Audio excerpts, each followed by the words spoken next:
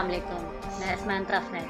कराची के बदलते मौसम की खराबी और नाखुशगवार हंगामी हालत से निमटने के लिए हमादम तैयार। पीएस मलिर सिटी थाने के एसएचओ वसीम अहमद सदीकी और उनकी टीम एसएचओ वसीम अहमद सदीकी इस तूफ़ानी आफत से आवाम को बचाने के लिए अपनी मदद आप के तहत बारिश के पानी में लोगों को डूबने से बचाने के लिए मौजूद हैं।